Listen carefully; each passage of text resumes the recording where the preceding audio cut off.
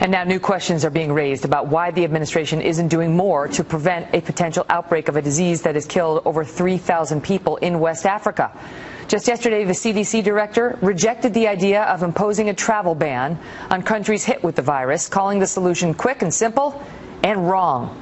J. Christian Adams is a former DOJ attorney and legal editor for PJ Media, so it's a virus that's spreading like wildfire overseas, but they've said that they could contain it and that it was very unlikely, the president said, that it would come here.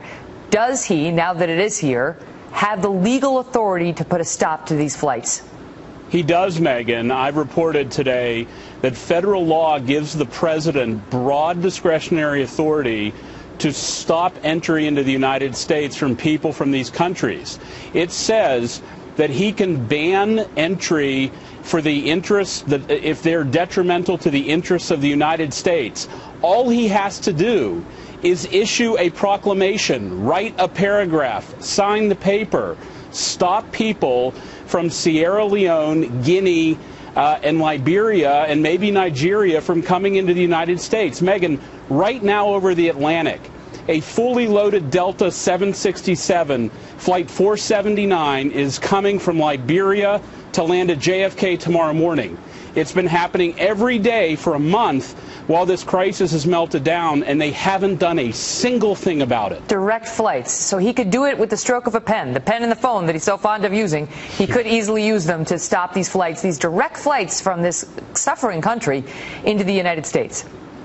Well, he could also ban all passport holders from these countries, or anybody who has an entry and exit stamp on their passport for visiting these countries. Okay, but wait, but the defenders say, the people who don't want the ban say, that would only hurt us, because they say the reality is people would get through. And what we really need to do is shut down Ebola in these African countries and wipe it out there. And we can't do that if we tell Americans who want to go over there, good doctors who want to go over there and help them, you may get out, but you're never getting back in because we're going to ban you.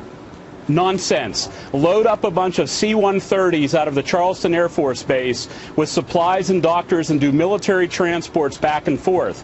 These are people like the person in Dallas who vomited everywhere, who Lord knows what he did on the airplane in the Dulles airport. He was asymptomatic on the airplane, they said.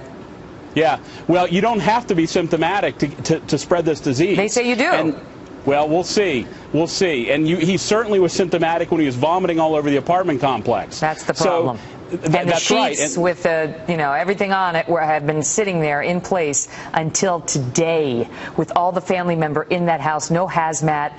They've all been exposed potentially, and then we see the judge escorting them out with no hazmat suit on himself. I'll give you the last word. I got to run. Why does this president not protect the American people?